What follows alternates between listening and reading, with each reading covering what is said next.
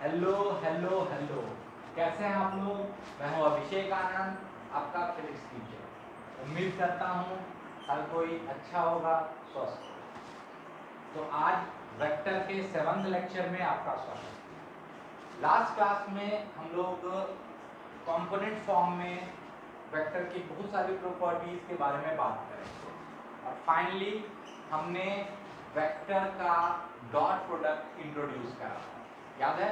तो मैंने बताया था आपको कि ए डॉट बी जो होता है वो होता है ए बी कॉस थीटा, है ना। where a is the magnitude of vector a, b is the magnitude of vector b and theta is the angle between a and b। अगर a और b के बीच का एंगल थीटा है तो b और a के बीच का एंगल भी थीटा होगा। ये बात आपको क्लियर है। अब ध्यान से सुनो, अगर हम बोले कि ये a का मैग्नीट्यूड है, ये b का मैग्नीट्यूड है, ये cos थीटा, तीनों क्या है, नंबर। बचपन से आप लोग पढ़ते आ रहे कि अगर 2 गुना 3 गुना 6 है तो इसको 3 गुना 2 गुना 6 भी लिखा जा सकता है ना। स्केलर मल्टीप्लिकेशन कैसा था, कम्यूटेटिव था। दैट मींस इसको ऐसे भी लिखा जा सकता है, बी ए cos थीटा लिख सकते हो ना। दैट मीन्स हम इसको बोल सकते हैं कि this is also equal to B dot, ये तो प्रूफ करना था आपका होमवर्क वाला पार्ट, है ना। तो a dot b is equal to b dot a। That means dot product is commutative.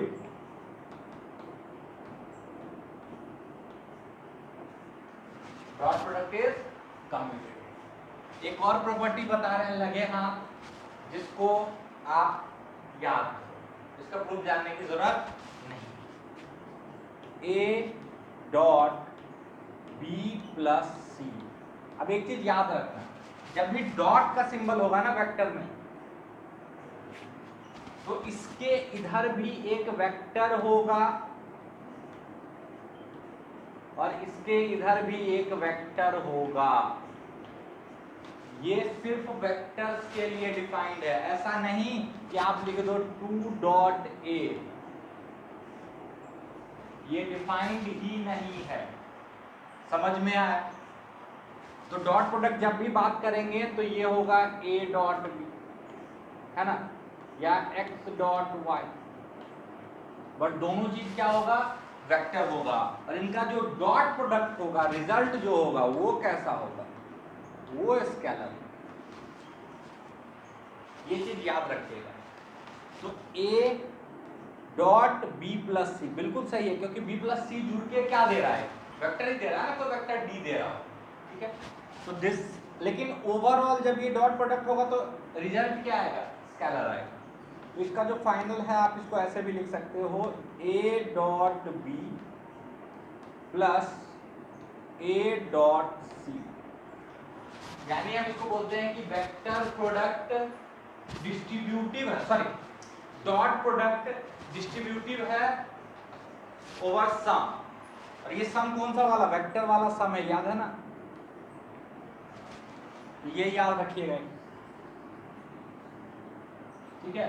और माइनस पे भी ये चलेगा, यानी a dot C minus D, तो आप लिख सकते हो a dot C minus a dot D. कोई दिक्कत, कोई परेशानी, ये चीज। अब बात आती है कि अब इस तरह का फालतू सवाल कराने का जरूरत है क्या। एक वेक्टर है जिसका मैग्नीट्यूड 4 है, एक दूसरा वेक्टर है जिसका मैग्नीट्यूड 3 है, बीच का एंगल 37 डिग्री है, तो बताओ इनका डॉट प्रोडक्ट क्या होगा। टाइम पास सवाल, 3 गुने 4 गुना cos 37 4/5, सर आंसर लिख लो। अरे ये कौन सा बड़ा काम है ना। तो इसमें फालतू टाइम पास नहीं करते हैं, ठीक है। कुछ अच्छी अच्छी बातें, कुछ इंपॉर्टेंट बातें, यहां तक कोई दिक्कत। अब अगर याद करो आप, मान लो एक वेक्टर, ये आपका x एक्सिस है, ये आपका y एक्सिस और ये आपका a वेक्टर। बिल्कुल जो बेसिक सवाल पूछते जाते हैं उसका जवाब देते जाना। अगर ये एंगल थीटा, लेट सपोज और आपको कुछ नहीं बोले, सिंपली बोले कि ए का कंपोनेंट एक्स के अलोंग बताओ, तो ऑब्वियसली किस कंपोनेंट की बात कर रहा है? रेक्टेंगुलर कंपोनेंट की बात कर रहा है। सिर्फ और सिर्फ किस कंपोनेंट की बात कर रहा है? रेक्टेंगुलर कंपोनेंट की। मतलब इस ए को ऐसे तोड़ो कि एक हिस्सा एक्स के अलोंग हो और एक हिस्सा उसके परपेंडिकुलर हो। अभी मान लो वाई नहीं, ठीक है। तो जब कुछ नहीं बोला जाए, जब कुछ नहीं बोला जाए स्पेशली, तो कैसे कंपोनेंट की बात हो रही है? क्या हमको ए को ऐसे तोड़ना है क्या? ऐसे और ऐसे नहीं, ये भी देखो एक्स के अलोंग है, ये भी एक्स के अलोंग है, बट ऐसे नहीं तोड़ना है ना। जब सिंपली ऐसे बोले ना कि ए का कंपोनेंट एक्स के अलोंग बताओ, या ए का कंपोनेंट किसी पर्टिकुलर डायरेक्शन के अलोंग बताओ, तो इट इज बट ऑब्वियस कि रेक्टेंगुलर कंपोनेंट की बात हो रही है। समझ में आया? तो ये लिख लो, when nothing is mentioned, कुछ अलग से ना बोला जाए, then whenever we talk about component,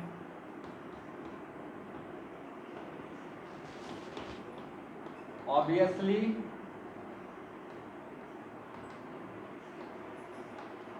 we talk about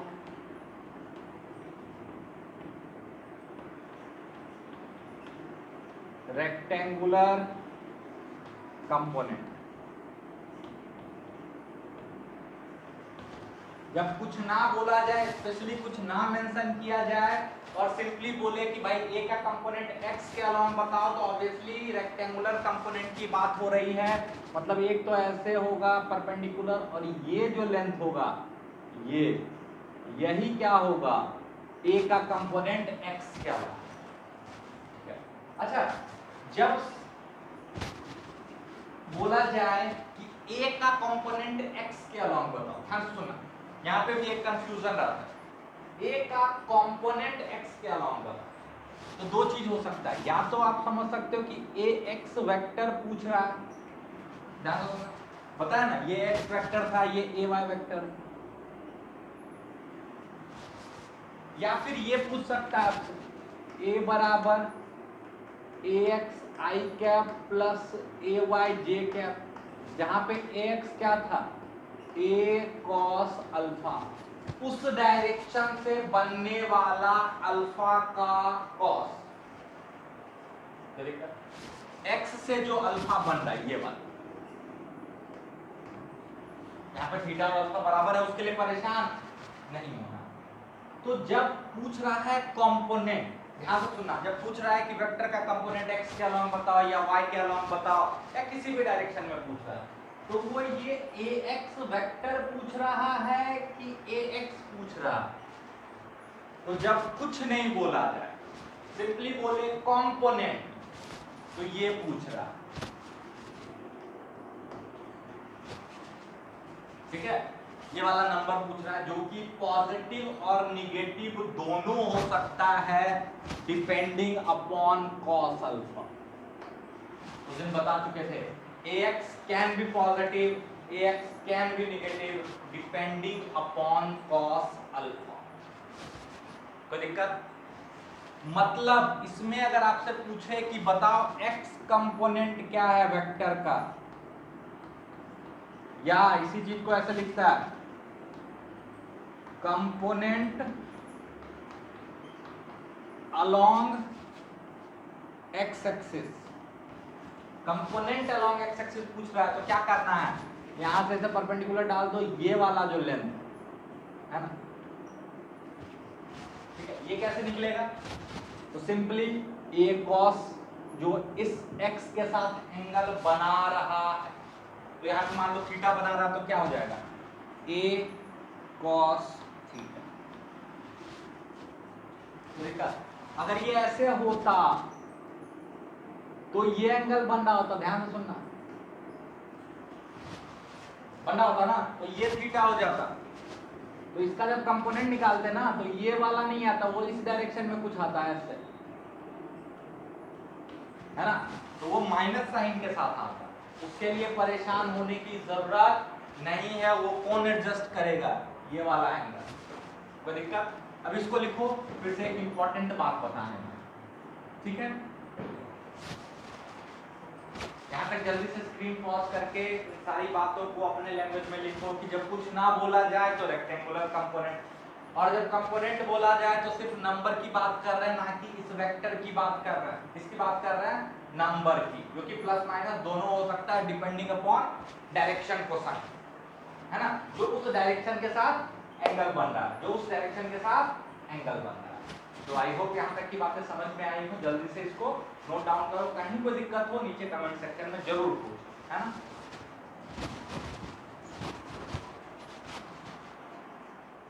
अब देखो क्या पूछ सकता है, इसको बोलते हैं component of A vector along another vector, ठीक है। ये क्या होता है यहाँ पे, मान लो एक वेक्टर बी, बिल्कुल भूल जाओ क्या है नहीं है, अभी बस जैसे बता रहे हैं वैसे सुनो, और एक वेक्टर ए, ठीक है। ये एंगल है मान लो थीटा। अब आपसे पूछ रहा सवाल, ध्यान से सुनना,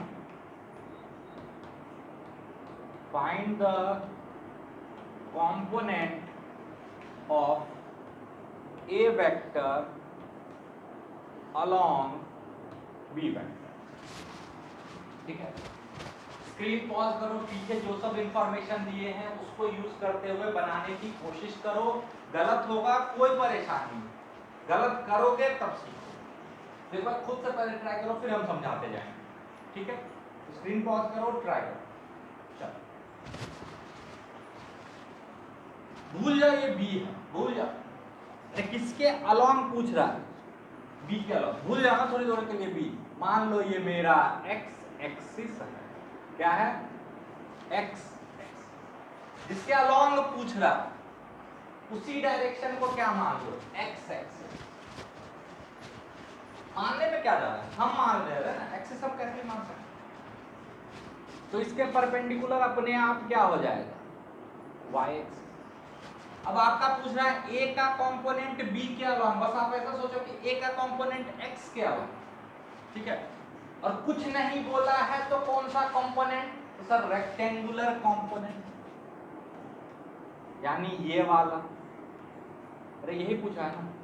और जब कुछ और ना बोला है तो क्या पूछा है, ए कॉस थीटा, सिंपली क्या पूछा है, ए कॉस थीटा, है ना।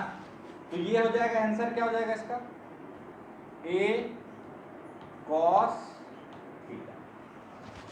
या और बेटर, बी के साथ जो ये एंगल बना रहा है मान लो ये अल्फा है ना, जैसे डायरेक्शन कोसाइन निकालते थे, ये अल्फा, और alpha cos alpha positive negative कुछ भी हो सकता है, कैसे हो सकता है वो भी बताते हैं, ठीक है। तो ए कॉस थीटा ये क्या है, this is component of A along B, ये क्या है, कंपोनेंट ऑफ ए अलोंग, हाँ सर अच्छी बात है, अच्छा अच्छा अच्छा, थोड़ा सा इसमें मॉडिफिकेशन करना, ए हम अपनी तरफ से बी जोड़ देते हैं, मतलब मल्टीप्लाई कर देते हैं और कॉस थीटा लिख देते हैं। अब अपनी मर्जी से मल्टीप्लाई किए हो तो फिर बी से डिवाइड भी करना पड़ेगा, तो बी से डिवाइड, बी के मैग्नीट्यूड से मल्टीप्लाई किए हैं और डिवाइड, ये क्या है, अच्छा सर ये ए और बी और थीटा बीच का एंगल, यानी sir A B cos theta, ये तो ए और बी वेक्टर का डॉट प्रोडक्ट है, हाँ बिल्कुल, यानी ये है sir A vector dot B vector divided by B, हाँ कोई दिक्कत नहीं। अच्छा इसका मतलब है कि दिस इज ए वेक्टर पूरा और बी का unit vector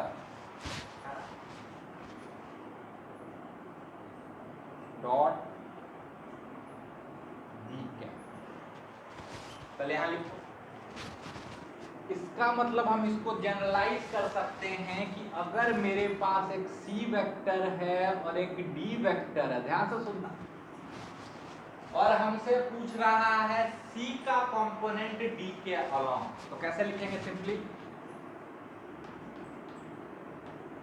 component of C along D जो आएगा, ध्यान से सुनना, ए का कंपोनेंट बी के अलोंग, तो जिसका कंपोनेंट वो पूरा, जिसके अलोंग उसका यूनिट वेक्टर, तो जिसका कंपोनेंट वो पूरा,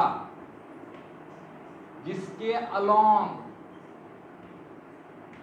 उसका यूनिट वेक्टर, खत्म। This is your answer. और अगर यही एंगल ऐसे हो जाए, ऑब्ट्यूज हो जाए, तो आंसर निगेटिव आ जाए, उसके लिए घबराने की जरूरत नहीं है। हम आपको उस दिन भी सिखा चुके हैं कि कंपोनेंट पॉजिटिव नेगेटिव दोनों हो सकता है। तो दिक्कत, कोई परेशानी, तो जल्दी से नोट करें, क्योंकि इसी में एक पार्ट आगे हम बताएंगे। स्क्रीन पॉज करो, जल्दी से नोट।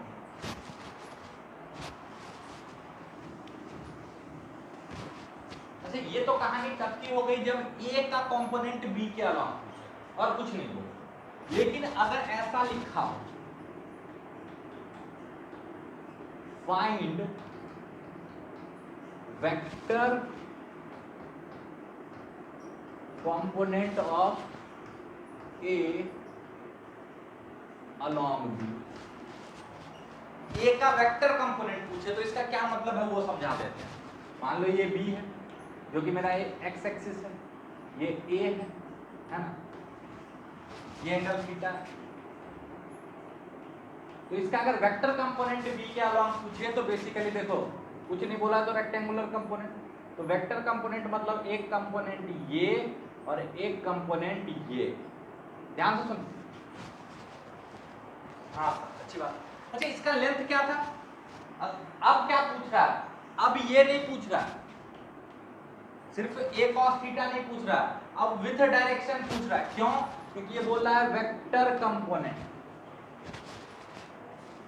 अब विथ डायरेक्शन पूछ रहा है। तो आप ये देखो, इसका डायरेक्शन किसके अलोंग है? तो बी के अलोंग है ना? हाँ, बी के अलोंग है। लेंथ कितना है? तो सर लेंथ तो है ए कॉस थीटा, ठीक है, लेंथ है ए कॉस थीटा, और डायरेक्शन किधर?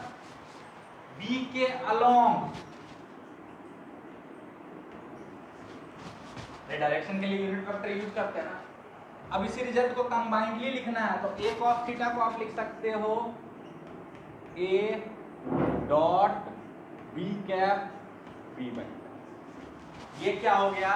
तो ये हो गया आपका vector component of A along B, ठीक है। ये है vector component of A along B. और ध्यान से सुनो, और ध्यान से सुनो मेरी बात, इसको याद रखने का तरीका, जिसका कंपोनेंट वो पूरा आएगा डॉट में, जिसके अलोंग और जिसके अलोंग है वही, ठीक है, दोनों का यूनिट, दोनों यूनिट वेक्टर के फॉर्म में है। अब जैसे ही आप कोई दिक्कत? और मेरी बात सुनो, अब बच्चे यहाँ पे कंफ्यूज होते हैं कि सर अगर ये ऐसे होता तो तब तो ये बी के अलोंग नहीं होता। ध्यान सुनो सर, अगर ए ऐसे हो जाता तो, है ना, तो ए डॉट बी करोगे तो ये वाला एंगल लोगे, ध्यान से सुनो, अल्फा, तो इसका कॉस अल्फा निगेटिव आएगा, है ना, और वो निगेटिव सा है, जब इसके साथ आएगा बी कैप के साथ, तो बी कैप इधर है तो माइनस बी कैप इधर, अपने आप ये कंपोनेंट आपको दिखाएगा, बिल्कुल डायरेक्शन के साथ दिखाएगा ये वाला। ध्यान से सुनो कैसे दिखाएगा, फिर से बोलना, ये वाला डायरेक्शन दिखाएगा, है ना। अरे इसका कंपोनेंट इसके अलावा मतलब क्या? ये वाला हिस्सा याद आ रहा, वेक्टर का कंपोनेंट एक्स के अलावा, तो माइनस एक्सिस में होता था तो ये वाला होता था ना। थोड़ा सा दिमाग लगाना पड़ेगा, पीछे हम बता चुके हैं ये सब चीज, तो फिर से उसी चीज पर टाइम पास नहीं कर। हम बोल रहे हैं कि ये, अब आप बोलोगे सर अब इस इधर तो बी के डायरेक्शन में था, ठीक है, अच्छी बात, लेकिन यहाँ तो बी इधर है और इसका कंपोनेंट इधर, तो वो बिल्कुल ये जो आएगा ना थीटा, यहाँ पे ऑब्ट्यूज है, और जैसे ही ऑब्ट्यूज है तो ये वैल्यू नेगेटिव हो जाएगा, तो ये ओवरऑल जो होगा एक नेगेटिव क्वांटिटी होगा, और जब इसका माइनस उठा के इसके साथ रखोगे ना तो ये क्या हो जाएगा, मैग्नीट्यूड इनटू डायरेक्शन। तो अब डायरेक्शन बी की तरफ ना होके माइनस बी की तरफ हो गया, तो वो डायरेक्शन का ध्यान रख लेगा खुद ब खुद। और एक तो सवाल जब आप इस पे करोगे तो और क्लियरिटी होगी। सवाल हम नहीं करवा रहे हैं ताकि जब सवाल आपके सामने आए तो ऐसा नहीं लगे कि बना बनाया सवाल आए तो आप उसके साथ लड़ो भिड़ो, और जब हारो तो हम हेल्प करेंगे। ठीक है, तो ये लिख लो जल्दी से हम। ठीक है, फिर हम कंपोनेंट फॉर्म में चलेंगे इसी चीज को लेके, तो जल्दी से नोट करो। अब मेरे पास क्या क्या इंफॉर्मेशन है पहले उसको देख लेते एक साथ। a डॉट बी बराबर b डॉट a बराबर ए बी कॉस थीटा। ठीक है, एक साथ आप भी लिख लो ताकि चीजें समराइज हो जाए। ठीक है, फिर हमने सीखा a dot b plus C बराबर a dot b plus a dot C.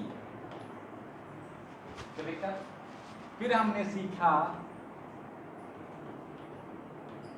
Component of A along B. तो ऑब्वियसली रेक्टेंगुलर कंपोनेंट की बात कर रहा, तो ये कितना हो जाएगा, ये हो जाएगा ए डॉट बी कैप, है ना। और बोलते हैं वेक्टर कंपोनेंट,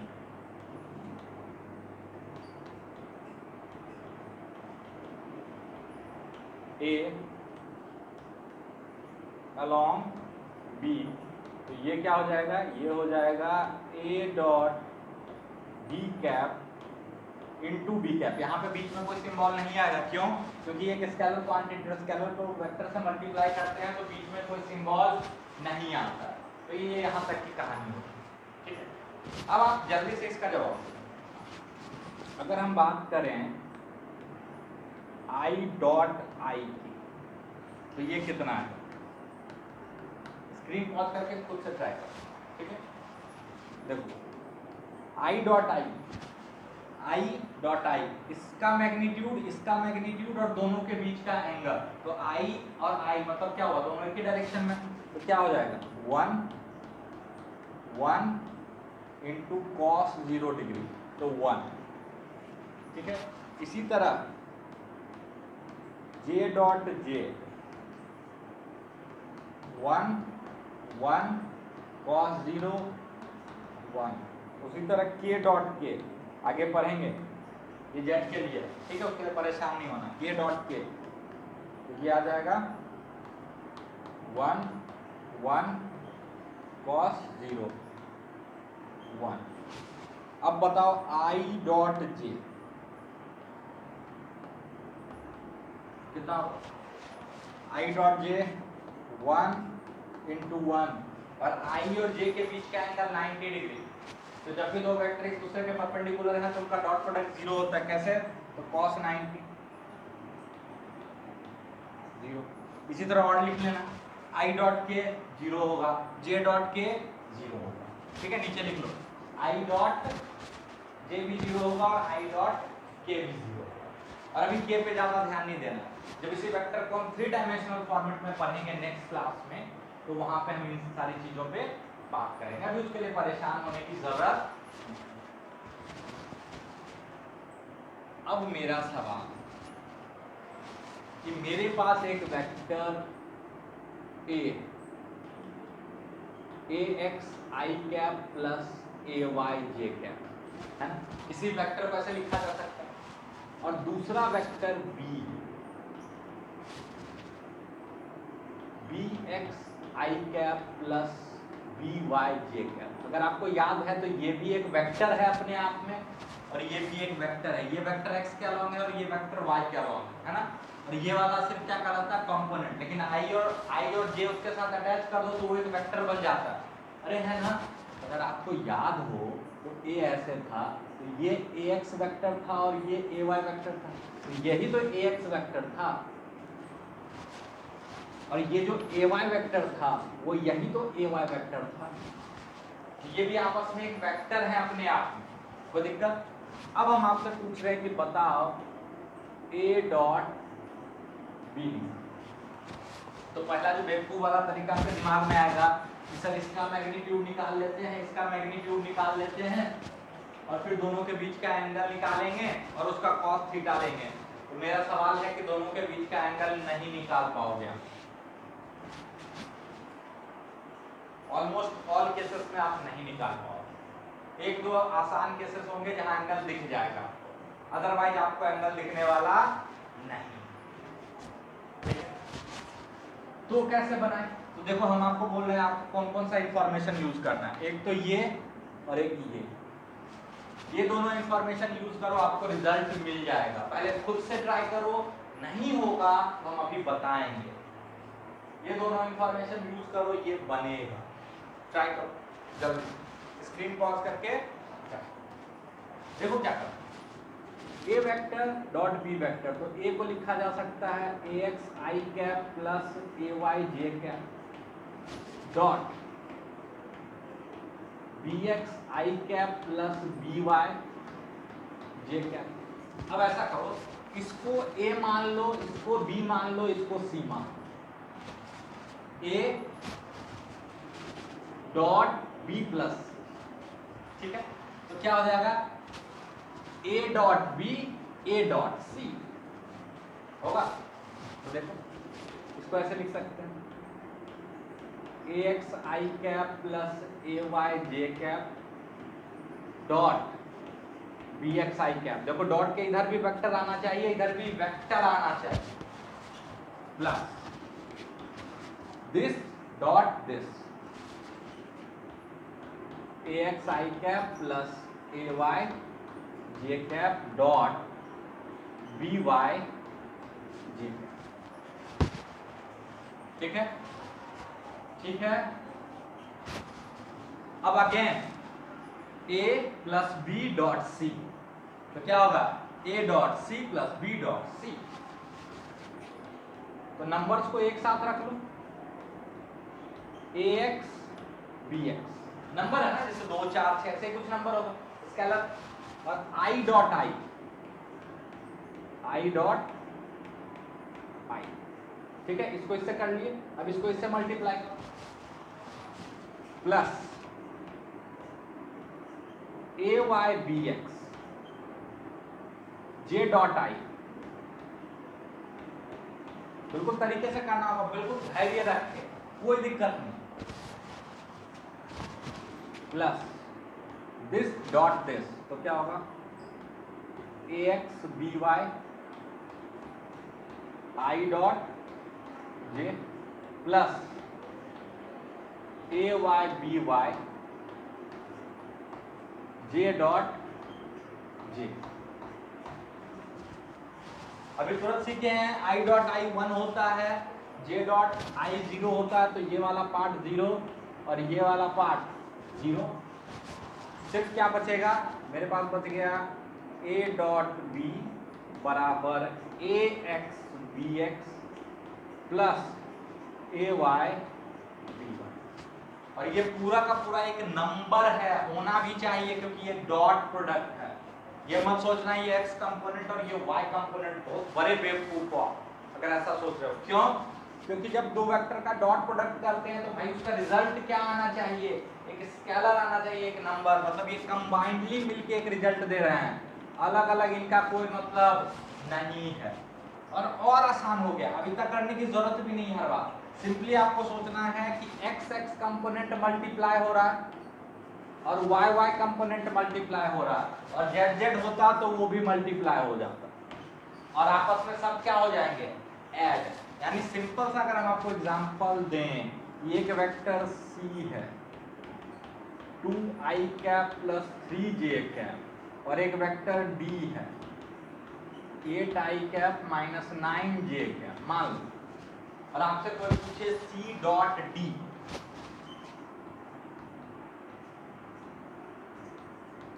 तो सिंपली इसको इससे मल्टीप्लाई करो 16 जोड़ इसको इससे मल्टीप्लाई करो माइनस 27, तो माइनस 9।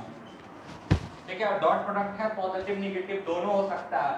तो इस रिजल्ट को देख के आप बता सकते हो कि इन दोनों वेक्टर के बीच का एंगल 90 से 180 के बीच का है ऑब्ट्यूज एंगल, इसीलिए इनका डॉट प्रोडक्ट क्या आया है -9 which is a negative one. कोई दिक्कत? तो जल्दी से यहां तक की बातों को नोट डाउन करो। तो डॉट प्रोडक्ट का वैसे तो बहुत सारा यूज हम लोग करेंगे। सबसे पहला स्टार्टिंग यूज फिजिक्स में होगा जब आप वर्क एनर्जी पर हो, लेकिन मैथमेटिकली अगर सबसे ज्यादा यूज की बात होती है तो ये सबसे ज्यादा यूज तब होता है जब दो वेक्टर के बीच का एंगल निकालना। जब दो वेक्टर के बीच का एंगल निकालना कैसे यूज होता है? मान लो आपको एक वेक्टर दे दिया a बराबर ax i cap plus ay j cap, ठीक है, और दूसरा वेक्टर दिया हुआ है bx i कैप और by j कैप। टॉपिक लिख लेना angle between two vectors. Topic लिख लो एंगल बिटवीन टू वेक्टर्स, ठीक है। और आपसे पूछ ले कि इन दोनों के बीच का एंगल क्या है, इन दोनों के बीच का एंगल क्या है? तो पहला तरीका तो दोनों को ड्रॉ कर लो ग्राफ पेपर पे और उनके बीच का एंगल मेजर करते रहो, है ना? बिल्कुल बेकार तरीका। मैथमेटिकली अगर वैल्यू चाहिए तो क्या करो? तो ध्यान, बिल्कुल ध्यान। हम जानते हैं कि a डॉट b जो होता है वो होता है a का मैग्नीट्यूड इंटू b का magnitude into cos of angle between them. a का मैग्नीट्यूड इंटू b का magnitude into cos of angle between them. यानी हम लिख सकते हैं कि मेरा जो कॉस थीटा होगा वो होगा a का डॉट प्रोडक्ट b के साथ डिवाइडेड बाय a का मैग्नीट्यूड इंटू b का मैग्नीट्यूड। हाँ, अरे नंबर है ना, ये भी नंबर है, ये भी नंबर है, इसको धर लें। हाँ सर, अब क्या करें? हो गया खत्म? नहीं, अरे a पता है b पता है, क्या डॉट प्रोडक्ट नहीं निकाल सकते हो? और a पता और b पता तो क्या इनका मैग्नीट्यूड नहीं निकाल सकते? बिल्कुल। अगर इसको लिखना चाहो तो आप लिख सकते हो cos थीटा बराबर a डॉट b, यानी ax bx plus ay by, अभी तुरंत सीखें, डिवाइडेड बाय a का मैग्नीट्यूड, तो under root ax square plus ay square और b का magnitude under root bx square plus by square. This is your result. खत्म? समझ में? ये एक सवाल करके देखो। मान लो एक वेक्टर a है 3i cap plus 4j cap और दूसरा वेक्टर b है 4i cap minus 3j cap, ठीक है। तो find the angle between a and b।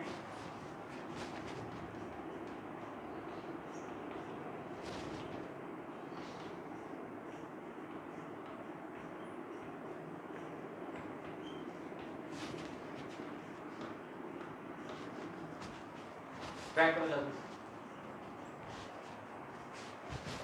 Simple सा फंडा है, a डॉट b पहले कर लेते हैं, है ना, क्योंकि ये तो यूज होगा ही। तो ax bx plus ay by 0, तो इसमें डॉट प्रोडक्ट 0 आ गया। डॉट प्रोडक्ट 0 आने का मतलब cos थीटा 0 है, और cos थीटा 0 आने का मतलब थीटा पाई बाय 2 है। इसका मतलब A and B are perpendicular to each other, है ना। तो जब भी आपको पता हो, ध्यान से सुनना, कि ना तो A का मैग्नीट्यूड 0 है ना तो B का मैग्नीट्यूड 0 है, और तब भी A डॉट B क्या है 0 है, तो इसका एक ही मतलब हो सकता है कि A is perpendicular to B। दो वेक्टर का डॉट प्रोडक्ट 0 है और हमको पता है कि दोनों में से किसी एक का भी मैग्नीट्यूड 0 नहीं है, तो इसका एकमात्र रिजल्ट हो सकता है कि दोनों एक दूसरे के परपेंडिकुलर। समझ में आया? और ये एक तरह से आपके पास कंडीशन आ गया। अगर कंडीशन आपको बोल दिया जाए कि देखो ये दोनों वेक्टर एक दूसरे के परपेंडिकुलर हैं, सबसे पहले आपके दिमाग में आ सकता है कि इनका डॉट प्रोडक्ट क्या होगा, 0 होगा, 0 होगा। ठीक है, तो जल्दी से यहाँ तक नोट डाउन।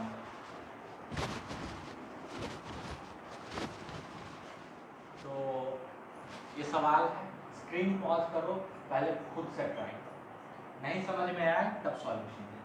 ठीक है, चलो। बी का कंपोनेंट ए क्या होगा, क्या होगा, इसका आंसर क्या होगा, बी डॉट ए क्या। कैसे? तो जिसका कंपोनेंट वो पूरा वेक्टर, जिसके अलोंग उसका यूनिट वेक्टर। बी पता है, ए का यूनिट वेक्टर निकाल। ठीक है, तो ए का यूनिट वेक्टर हो जाएगा A vector divided by its magnitude. तो मेरे हिसाब से 5 दिख रहा है, तो ये सॉल्व करो तो ये हो जाएगा 3/5 आई कैप प्लस 4/5 जे कैप। तो बी डॉट ए कैप जो होगा वो हो जाएगा 2i cap plus 2j cap dot 3/5 I cap plus 4/5 J cap, this into this plus this into this. Dot product में ये होता है ना, x मल्टीप्लाई होता है और y का कंपोनेंट मल्टीप्लाई होता है, तो ये हो जाएगा 6/5 जोड़ 8/5 तो 14/5। तो component of B along A बराबर बी डॉट ए कैप, जो कि आएगा 14/5। ठीक है, एक छोटा सा इंफॉर्मेशन, अगेन इसका डॉट प्रोडक्ट से कोई लेना देना नहीं है, हम आपको बताना चाहेंगे जो कभी कभार आपके लिए काफी यूजफुल हो सकता है। ठीक है, अगर आपको याद हो, बिल्कुल अलग है, इसको लिख सकते हो एज कॉन्सेप्ट कि दो वेक्टर ए है और एक वेक्टर बी। मान लो दो वेक्टर में एक ए है और एक बी। पैरेललोग्राम लॉ यूज करो। अगर इन दोनों वेक्टर को जोड़ेंगे, मतलब इन दोनों का रिजल्टेंट निकालेंगे, जब भी दो वेक्टर का रिजल्टेंट निकालेंगे तो वो कहीं ना कहीं इन दोनों के बीच से पास कर रहा होगा। अरे बीचों बीच का मतलब होता है बराबर बराबर एंगल, वो नहीं बोलना है, बट इन दोनों के बीच में ही इन बिटवीन लाई कर रहा होगा इसका जो रिजल्टेंट है।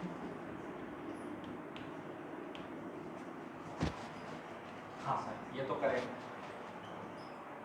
मेरा कहना है ये रिजल्टेंट इन दोनों में से जो वेक्टर मैग्नीट्यूड में ज्यादा होगा उसके तरफ झुका हुआ होगा। फिर से सुनो, मेरा कहना है कि जब दो वेक्टर को जोड़ोगे तो उनका रिजल्टेंट उनके बीच में कहीं पास करेगा, और अगर ये बीचों बीच नहीं है तो या तो ए की तरफ झुका होगा या बी की तरफ झुका होगा, ये मतलब है ना। और बीचों बीच कब होगा वो भी आप समझ जाओगे, बिल्कुल ध्यान से सुनो। मेरा कहना है कि ये बड़े वाले की तरफ झुका होगा, मतलब अगर ए का मैग्नीट्यूड बड़ा है तो अल्फा छोटा होगा और बीटा बड़ा होगा, जिसको बहुत आसानी से प्रूफ किया जा सकता है। ध्यान से सुनो,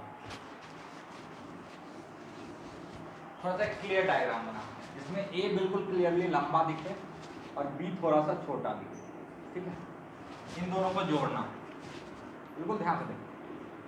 तो ये ऐसा कुछ पैरेललोग्राम होगा और ये कुछ रिजल्टेंट होगा, ये एंगल अल्फा होगा और ये एंगल बीटा होगा। मेरा कहना है कि अल्फा छोटा होगा, मतलब वो जो रिजल्टेंट है ना वो बड़े वाले की तरफ ज्यादा नजदीक हो, और बीटा से थोड़ा ज्यादा एंगल बना रहा है। बहुत आसानी से प्रूफ कर सकते हो, अगर आपको याद है तो ये बी तो ये भी बी। क्या करना, आप ध्यान से सुनो, अगर इस ट्रायंगल को देखो, इस ट्रायंगल को अगर आप ध्यान से देखते हो तो आपको एक प्रॉपर्टी याद होनी चाहिए, 9th-10th में आपने पढ़ा होगा कि बड़े वाले साइड के अपोजिट का एंगल बड़ा होता है। यानी अगर ये साइड बड़ा है तो ये एंगल बीटा बड़ा होगा और ये एंगल अल्फा छोटा होगा, और ये बीटा तो ये भी बीटा, और ये अल्फा तो ये भी अल्फा, है ना। तो यहाँ पे प्रूफ हो गया कि बीटा बड़ा अल्फा छोटा, क्योंकि बीटा बड़े वाले साइड के अपोजिट है और अल्फा छोटे वाले साइड के अपोजिट है ना। तो यही एक रिजल्ट आप याद रख सकते हैं, ठीक है। ऐसे भी दिख जाएगा, देखो मान लो एक वेक्टर ऐसे है, एक वेक्टर ऐसे है, तो इनका रिजल्टेंट कुछ ऐसे होगा,